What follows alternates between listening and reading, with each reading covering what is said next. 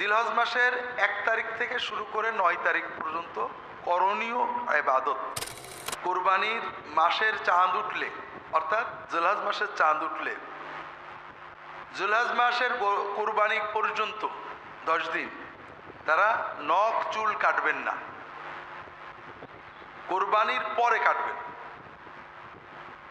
অর্থাৎ ঈদের সময় আমরা পরিচ্ছন্ন হব, সব ঠিক আছে, কিন্তু নখ এবং চুল জাতীয় কিছু কাটা বাদে যারা কোরবানির সিদ্ধান্ত নেবেন তাদের জন্য রাসূলুল্লাহ সাল্লাল্লাহু আলাইহি ওয়াসাল্লাম বলছেন, যে ব্যক্তি কোরবানি দেওয়ার সিদ্ধান্ত নেবে, ইচ্ছা পোষণ করবে, ওই ব্যক্তি তার চুল নখ মোটেও কাটবে না।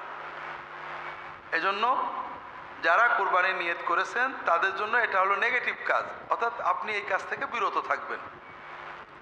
এর পাশাপাশি কিছু পজিটিভ কাজ আছে করণীয়। আল্লাহ রাসূল সাল্লাল্লাহু আলাইহি ওয়াসাল্লাম বলছেন, আল্লাহ তাআলা বছরের 354 দিনের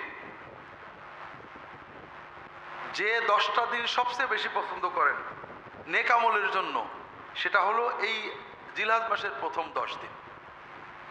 অর্থাৎ জিলহজ মাসের এই 10 দিনের বাইরে নেক আমল করলে আল্লাহ যত সওয়াব দেন, যত খুশি হন, এর চেয়ে বেশি সওয়াব দেন, বেশি খুশি হন যদি আমরা এই 10 দিনে নেক আমল করি। আর এই ইবাদতগুলোর প্রথম ইবাদত হলো রোজা, সিয়াম। জিলহজ মাসের 1 তারিখ থেকে 9 তারিখ পর্যন্ত রোজা পালন করা, এটা সুন্নত। অনেক সওয়াবের কথা হাদিস শরীফে আসছে।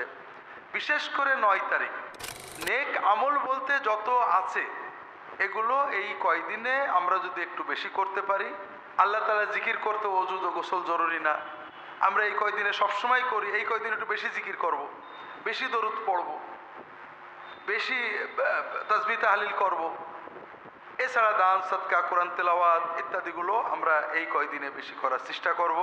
আল্লাহ তাআলা তৌফিক দান করুন, আমিন।